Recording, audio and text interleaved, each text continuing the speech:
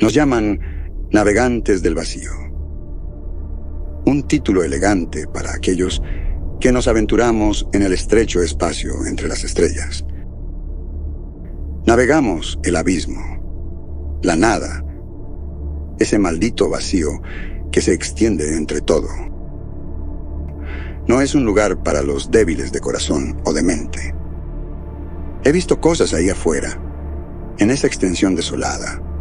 Cosas que helarían la sangre de esos ejecutivos de trajes seguros en sus oficinas estériles. Cosas que te hacen cuestionar la realidad, la cordura, cuestionar si el vacío es solo espacio vacío o algo más. Pero ese es el trabajo, ¿no? Hacer las preguntas que nadie más quiere hacer, ver las cosas que nadie más quiere ver, ir a donde nadie más quiere ir y, tal vez, regresar en una sola pieza. Mi nombre es Marco Herrera y esta ha sido mi vida durante 2 décadas.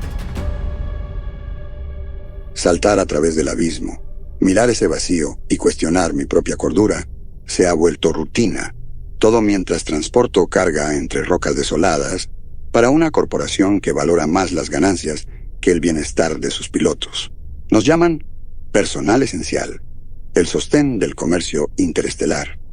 Palabras huecas, como el propio espacio. Ellos no ven lo que nosotros vemos, no sienten lo que nosotros sentimos. Esa sensación de vacío que se filtra en los huesos. La conciencia escalofriante de nuestra propia insignificancia frente al abismo cósmico.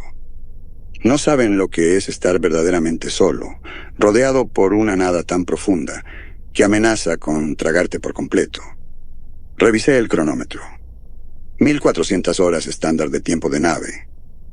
Otro salto programado para las 18 horas. 4 horas para matar. 4 horas para dejar que la anticipación se pudra. Para dejar que los recuerdos afloren. Los rostros de colegas perdidos. Los sucesos extraños que he registrado en mi bitácora personal. Los destellos fugaces de algo allá afuera en la oscuridad. Ejecuté un diagnóstico en la Leda, mi nave, mi ataúd, mi única compañera en esta maldita profesión. Es una buena nave, a pesar de sus peculiaridades, una carguera clase Constelación, modificada para la navegación de largo alcance en el vacío. No es el modelo más nuevo, pero es confiable en su mayoría. Ha visto su parte de saltos, ha recibido algunos golpes, pero siempre me lleva a donde necesito ir. He personalizado la cabina a lo largo de los años, añadiendo pequeños toques aquí y allá, cualquier cosa para que no se sienta como una tumba corporativa. Un agarre de cuero gastado en la palanca de control, una foto descolorida de un atardecer sobre un océano de la Tierra, ya extinto, algunos arañazos en el mamparo de un encuentro brusco con un pozo gravitacional, pequeños recordatorios de que sigo siendo humano, de que sigo vivo, de que sigo resistiendo a pesar de los mejores esfuerzos del abismo por demostrar lo contrario. La computadora de navegación emite un pitido, mostrando las coordenadas para el próximo salto. Una ruta de carga rutinaria hacia el reposo del alba. Una estación de combustible de propiedad privada en el borde del espacio cartografiado. Independiente, así es como se llaman a sí mismos, libres del control de la corporación por ahora. He estado allí antes, una roca desolada, apenas habitable, pero es un lugar bienvenido después de semanas en el vacío. Un lugar para estirar las piernas, tomar una bebida, intercambiar historias con otros pilotos, un breve respiro de la aplastante soledad, una oportunidad para fingir que todavía eres parte de la raza humana, para olvidar, por unas horas, la vasta nada que te rodea, la sensación de ser observado por algo invisible. La Leda se sacude ligeramente, un recordatorio gentil de que incluso en el abismo no existe la quietud perfecta. Remolinos gravitacionales, bolsas de espacio-tiempo distorsionado, la influencia de cuerpos celestes distantes, todos conspiran para mantenerte alerta. Aprendes a sentir la nave, a anticipar sus movimientos, a convertirte en uno con la máquina. Es un baile, un delicado acto de equilibrio, y un paso en falso puede enviarte en espiral hacia el olvido. Desarrollas un instinto, un sexto sentido para navegar el vacío. No es algo que puedas aprender de un libro de texto o un simulador. Es algo que se gana con la experiencia, con el ensayo y error, con incontables horas pasadas mirando hacia la oscuridad, preguntándote qué te está mirando de vuelta. Y a veces atrapas un vistazo de algo, una anomalía fugaz en los sensores, una distorsión en el tejido del espacio-tiempo, un destello de algo que no debería estar ahí. Activo el sistema de comunicaciones, conectándome a los sensores externos de la nave. Ejecuta un diagnóstico de nivel 3 en la matriz de largo alcance. Ordeno, mi voz resonando ligeramente en el espacio confinado de la cabina. La inteligencia artificial básica que opera la Leda está lejos de los constructos sensibles de la ciencia ficción. Es más bien un algoritmo sofisticado, diseñado para manejar tareas rutinarias y brindar asistencia cuando es necesario. Afirmativo, Capitán Herrera, responde la IA. Ejecutando diagnóstico ahora. Tiempo estimado de finalización. 3 minutos y 42 segundos.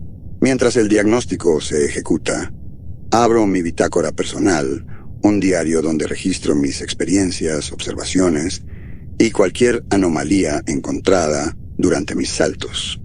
Es un hábito que desarrollé al principio de mi carrera, una forma de mantener un sentido de orden en el caos del vacío, una forma de documentar los sucesos extraños que desafían toda explicación, una forma de demostrarme a mí mismo que no me estoy volviendo loco. La corporación desalienta los registros personales, por supuesto.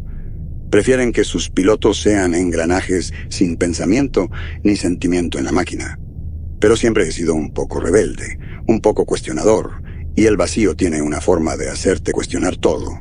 Desplazo las entradas, cada una instantánea de un momento en el tiempo, un fragmento de memoria, una pieza del rompecabezas que es el abismo. Una entrada de hace 3 meses llama mi atención. Firma de energía no identificada detectada durante el salto al sistema Ares. Duración: 1.7 segundos. Origen desconocido. Naturaleza desconocida. Sin efecto discernible en la nave o la tripulación. Posible distorsión espacial.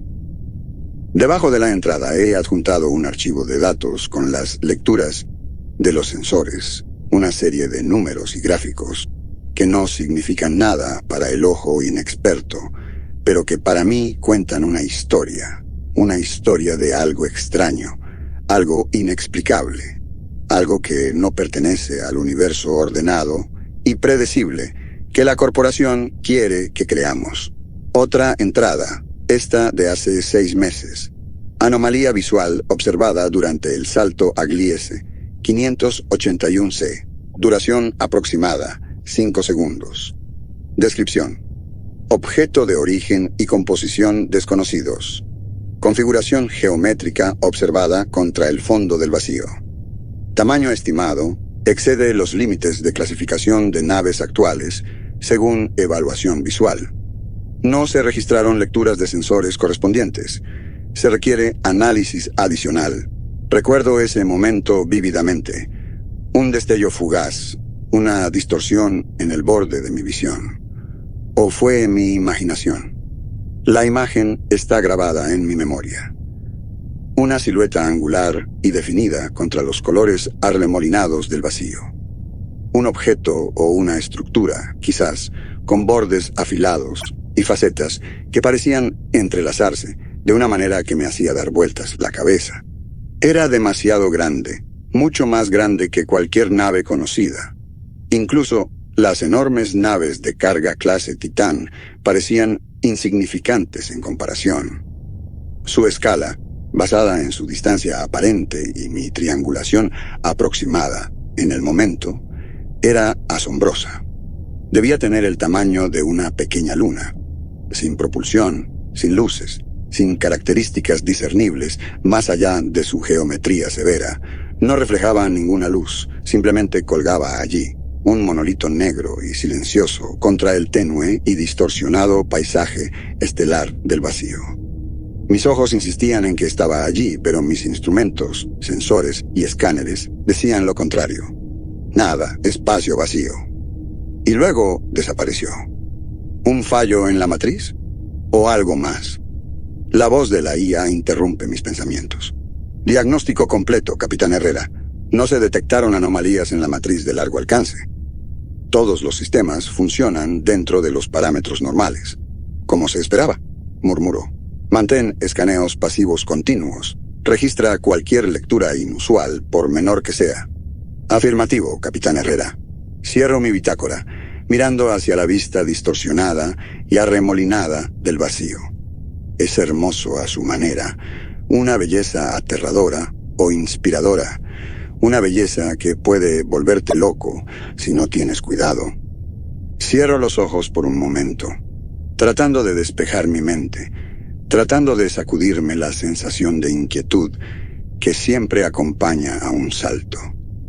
Pero las imágenes de mi bitácora persisten.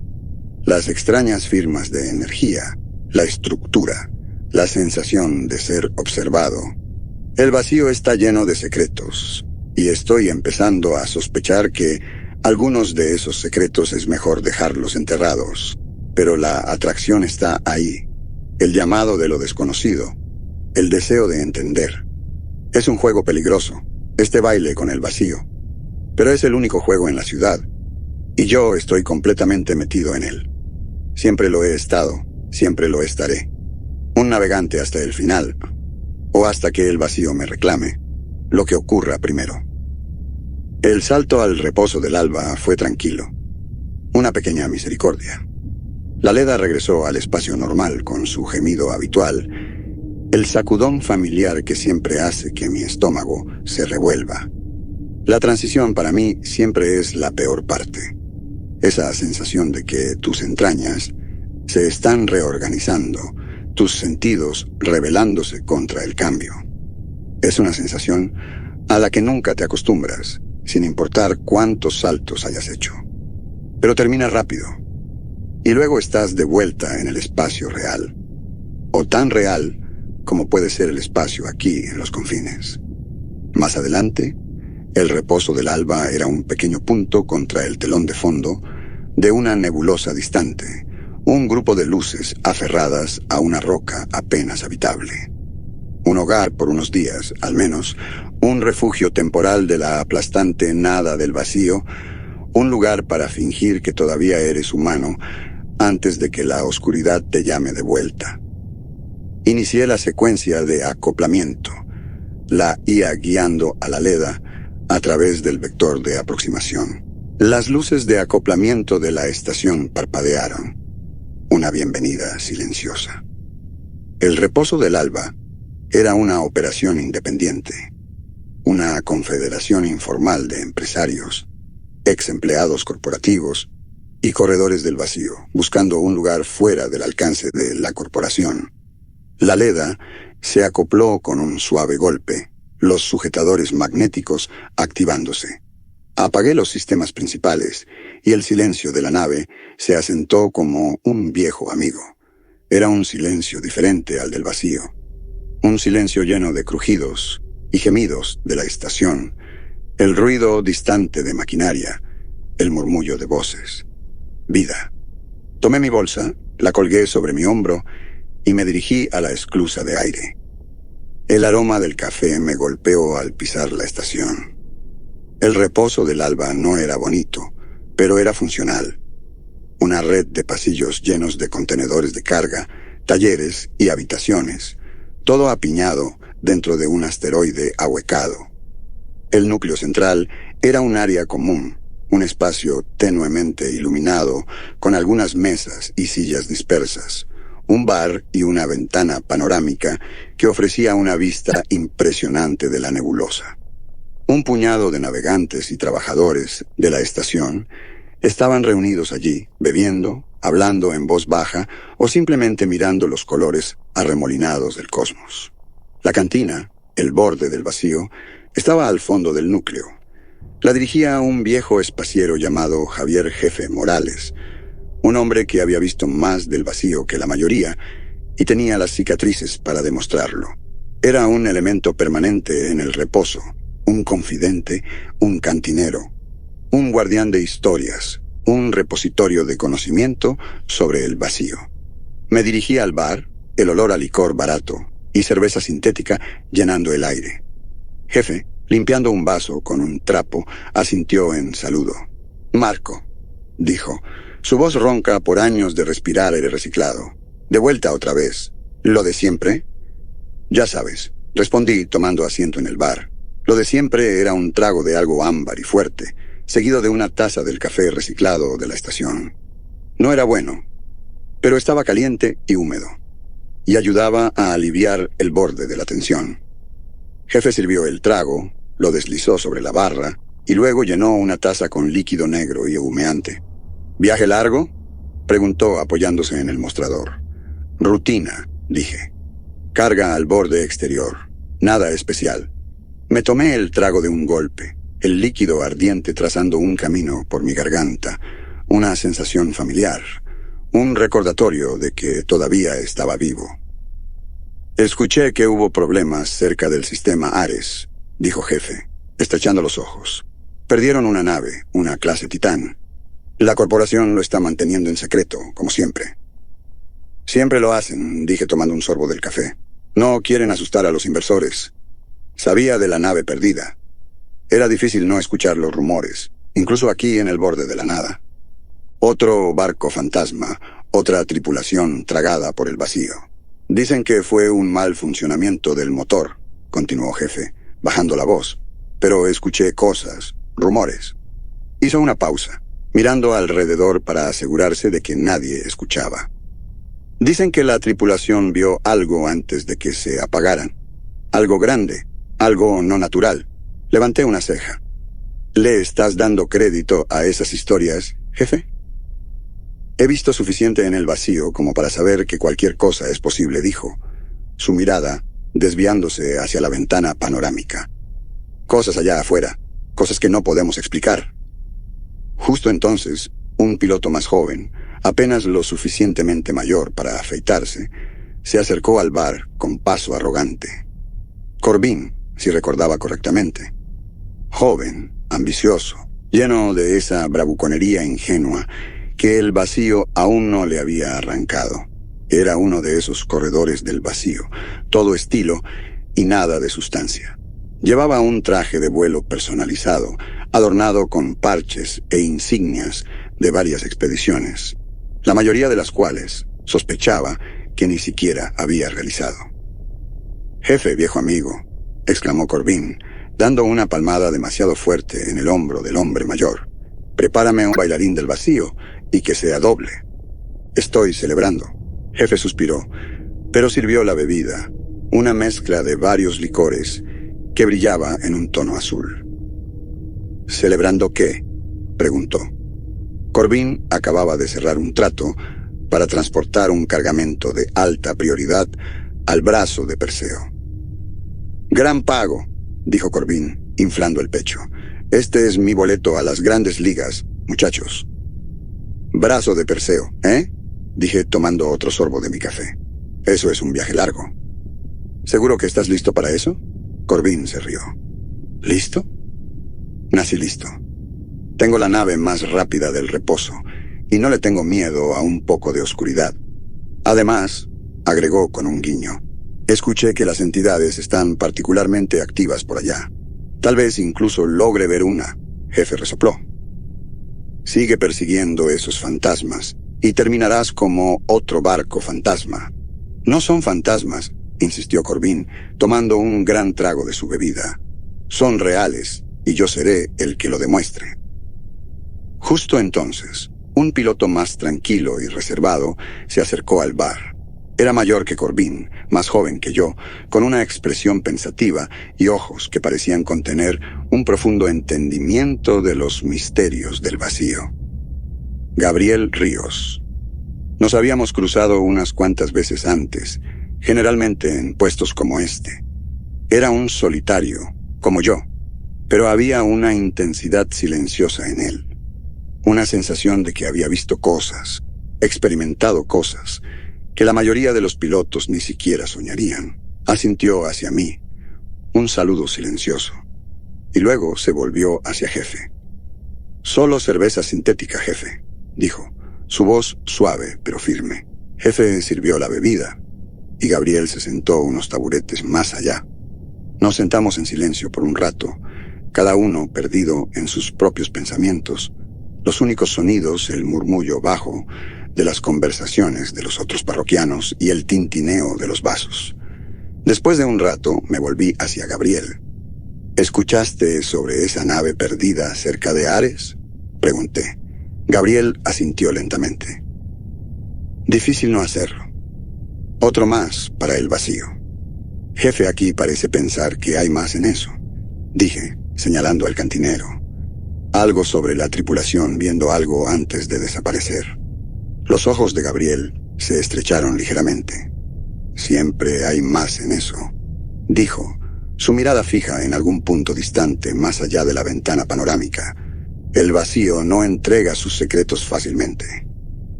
«¿Entonces crees en esas historias?», pregunté. «¿Sobre las entidades?». Gabriel tomó un sorbo de su cerveza sintética antes de responder. «Creo que hay cosas en el vacío que no entendemos», dijo. «Cosas que desafían nuestra comprensión actual de la física, de la realidad. Ya sean entidades como tales o algo más, no lo sé». Hizo una pausa. Luego sacó de su bolsillo una pequeña y gastada tableta de datos. «He estado recolectando datos», dijo, girando la tableta hacia mí. «Observaciones, bocetos, lecturas de sensores, cualquier cosa que pueda arrojar algo de luz sobre estos fenómenos». La pantalla de la tableta mostraba una serie de imágenes, cada una más extraña que la anterior. Extrañas firmas de energía, paisajes estelares distorsionados y, en el centro de todo, un boceto detallado de un objeto geométrico similar al que yo había vislumbrado durante mi salto a Gliese 581C. Era una estructura compleja, con ángulos afilados y facetas entrelazadas, vasta en escala e intrincadamente detallada.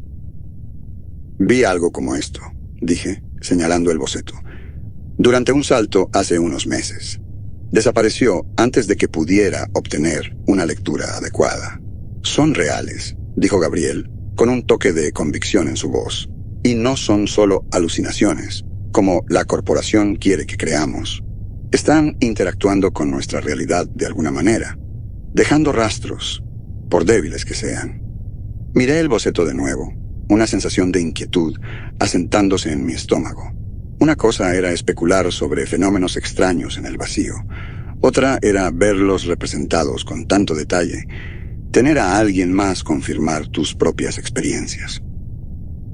«¿Qué crees que son?», pregunté en voz baja. Gabriel se encogió de hombros. «No lo sé», dijo, «pero tengo la intención de averiguarlo». Salir del reposo del alba siempre era un asunto agridulce. La camaradería de la cantina, las historias compartidas, el breve respiro de la aplastante soledad del vacío. Era un consuelo fugaz, un recordatorio de la humanidad que todavía existía más allá del control corporativo, más allá de la fría indiferencia de las estrellas. Pero el vacío llamaba, y un navegante siempre responde. La Leda se alejó de la estación, las luces del reposo del alba desvaneciéndose en la oscuridad. Establecí las coordenadas para mi próximo destino, una colonia minera en los confines del sector tártaro, y activé el motor del vacío. El zumbido familiar llenó la cabina, un preludio al salto. Mi mente seguía volviendo a la conversación con Gabriel, la tableta de datos, el boceto de esa estructura. confirmaba mis propias experiencias, validaba la inquietante sensación que había estado creciendo dentro de mí durante meses. El vacío no era solo espacio vacío. Había algo más allá afuera, algo vasto y antiguo, algo que nos observaba desde la oscuridad entre las estrellas. Abrí mi bitácora, revisando mis propias entradas, las observaciones, las lecturas anómalas de los sensores, la firma de energía que detecté durante el salto a Ares, el vistazo fugaz del objeto geométrico cerca de Gliese 581c. Cada entrada era una pieza del rompecabezas, un rastro de migas que conducía hacia lo desconocido. El salto fue suave, afortunadamente. La Leda transitó por el vacío, las distorsiones familiares del espacio-tiempo, arremolinándose a mi alrededor. Me concentré en las lecturas de los sensores, en las tareas rutinarias de la navegación, tratando de ignorar la inquietud en el fondo de mi estómago. Pero el vacío tenía una forma de filtrarse en tus pensamientos, de desenterrar recuerdos y miedos que creías haber enterrado. Y entonces sucedió.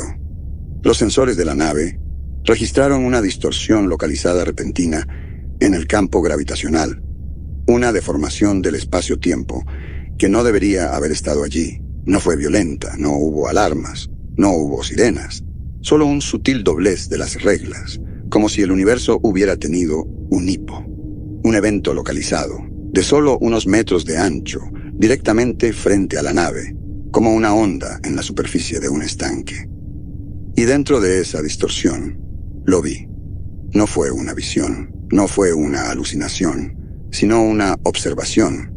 Era como si se hubiera abierto una ventana, un desgarro en el tejido de la realidad, ofreciendo un vistazo a algún otro lugar. No era una imagen clara, sino una vista distorsionada, como si se viera a través de un lente fracturado. El objeto estaba definido por ángulos que no parecían adherirse a ninguna relación espacial lógica. Los planos parecían doblarse unos sobre otros en ángulos agudos que, en el espacio normal, serían imposibles. Estos planos se intersecaban y superponían, pero nunca se conectaban realmente, creando una sensación de profundidad y volumen que era tanto desconcertante como inquietante. No era una forma sólida en el sentido tradicional. Era más parecido a un marco intrincado, una disposición de superficies que insinuaba una estructura más grande sin revelarla por completo. Imagina la estructura esquelética de un cubo, pero con caras adicionales, bordes adicionales, donde algunas de las caras pasan a través de las otras. Era como una representación tridimensional de un objeto tetradimensional, dando la impresión de que estaba en un estado constante de flujo, cambiando y reconfigurándose, sin asentarse en una forma fija.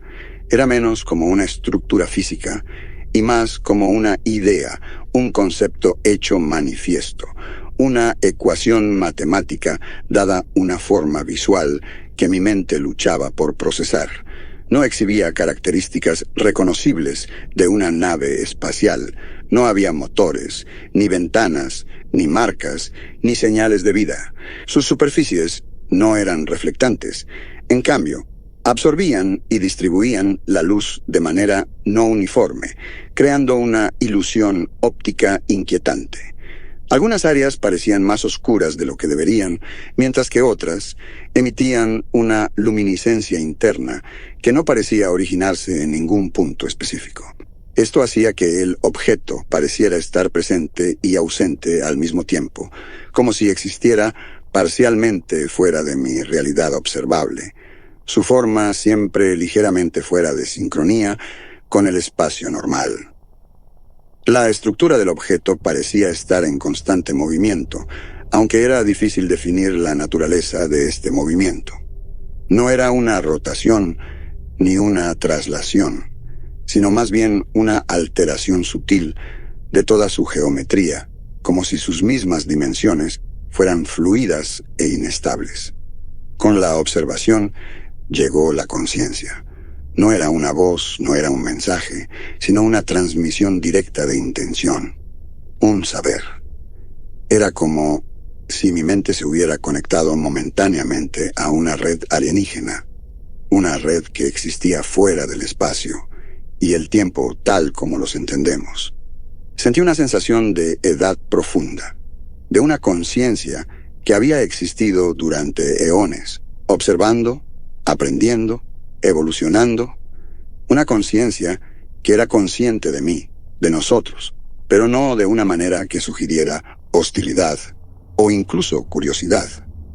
Era más como la conciencia que un científico podría tener de una muestra bajo un microscopio, una observación analítica y desapegada, una sensación de ser estudiado, categorizado, comprendido, pero no comprometido. Era la sensación de ser completamente insignificante frente a algo verdaderamente vasto. La distorsión desapareció, la ventana se cerró, la conexión se cortó. La Leda continuó su camino, las lecturas de los sensores volviendo a la normalidad, como si nada hubiera pasado. Mis manos se movieron casi automáticamente hacia la interfaz de la bitácora. Necesitaba registrar esto, documentar cada detalle, por extraño o aparentemente imposible que fuera. Esto no era una alucinación fugaz para ser descartada, sino una observación, un encuentro que necesitaba ser meticulosamente documentado. Inicié una nueva entrada en la bitácora, mi voz ligeramente temblorosa mientras comenzaba el registro verbal. Entrada de bitácora, fecha 37.422, hora 0317, ubicación, Salto Medio, sector Tártaro. Experiencia. Distorsión gravitacional localizada. Duración, aproximadamente 8 segundos. Naturaleza, desconocida. Los sensores de la nave no detectaron otras anomalías asociadas. El resto del salto fue un asunto silencioso. Completó las tareas necesarias, pero mi mente estaba en otra parte, repasando el evento, analizando los datos, tratando de dar sentido a lo que había presenciado.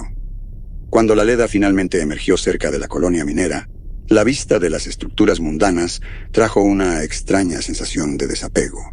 La colonia, con sus rutinas predecibles y preocupaciones terrenales, parecía un mundo aparte de los misterios que había vislumbrado en el vacío. La colonia minera era una cicatriz en la superficie de una roca estéril, un símbolo de la expansión de la humanidad, incluso en los rincones más inhóspitos de la galaxia. Era un lugar de polvo y ruido, de maquinaria chirriante y trabajadores cansados, un mundo lejos de los silenciosos misterios del vacío. Pero era un trabajo, y un trabajo significaba créditos, y los créditos significaban otro día, otro salto, otra oportunidad de mirar al abismo y preguntarme qué me estaba mirando de vuelta. Completó la transferencia de carga, los sistemas automatizados de la Leda interfiriendo con la red de la colonia. El intercambio de bienes fue una transacción silenciosa entre máquinas. Era una rutina que había realizado innumerables veces antes, pero esta vez se sintió diferente. El encuentro en el vacío proyectaba una sombra, haciendo que las realidades mundanas de mi trabajo parecieran insignificantes, casi absurdas. Traté de concentrarme en las tareas, de perderme en el ritmo del trabajo, pero mi mente seguía volviendo a la imagen de la estructura, la sensación de esa presencia alienígena. Era como una picazón que no podía rascar, una pregunta que exigía una respuesta. Mientras supervisaba la descarga, noté a un minero mayor observándome. Su rostro estaba marcado por el cansancio de años de trabajo bajo un sol artificial. Era un veterano de las profundidades, uno de los viejos que habían visto todo, o eso decían. Había una mirada de comprensión en sus ojos, un indicio de algo que iba más allá del cinismo habitual de un trabajador de colonia. Su etiqueta de nombre decía Don Ernesto. Más tarde, durante un descanso, lo encontré sentado solo en el comedor de la colonia, tomando una taza de café sintético. Me senté frente a él, asintiendo en saludo. «Eres un navegante, ¿verdad?», preguntó, su voz áspera, pero no desagradable. «Así es», respondí. «Has visto mucho del vacío, entonces». «Lo suficiente», dije. Me estudió por un momento, sus ojos penetrantes. «¿Has visto cosas? ¿Cosas que no puedes explicar?». Dudé, inseguro de si debía confiar en este extraño, pero había algo en sus ojos, una chispa de comprensión que me hizo arriesgarme. «Tal vez», admití, «cosas fuera de lo común». «El vacío te cambia», dijo, tomando un sorbo lento de su café. «Te muestra cosas, quieras verlas o no». Le conté sobre mis experiencias, los destellos fugaces del objeto geométrico y el encuentro durante mi último salto. Describí la distorsión, la estructura imposible, la sensación de ser observado por algo vasto y antiguo. Escuchó pacientemente, sin interrumpir. Su expresión tensa y cerrada. Cuando terminé, simplemente asintió, como si hubiera confirmado algo que ya sabía. «Están ahí afuera», dijo. «Los viejos, siempre lo hemos sabido. Los vemos a veces, en los viajes largos, destellos de cosas que no deberían estar ahí. La corporación los llama alucinaciones, fallos en los sentidos, pero están equivocados». «¿Qué son?», pregunté. La pregunta que había estado ardiendo en mi mente durante meses. Se encogió de hombros. «Nadie lo sabe con seguridad. Algunos dicen que son máquinas antiguas dejadas por una civilización desaparecida hace mucho tiempo. Otros dicen que hay algo más allá de nuestra comprensión, algo vivo, tal vez, pero no como nosotros». «¿Alguna vez has comunicado con ellos?», pregunté con vacilación. Me miró, un indicio de algo en sus ojos. «Se comunican», dijo, «pero no de una manera que entendamos, no con palabras. Es más como un sentimiento, una presencia, un saber». Hizo una pausa, luego agregó, «No son hostiles, no que yo sepa, pero nos están observando, estudiándonos, y no creo que hayan terminado todavía». Sus palabras resonaron con mi propia experiencia. La sensación de ser observado, analizado, era un pensamiento escalofriante, pero también extrañamente emocionante.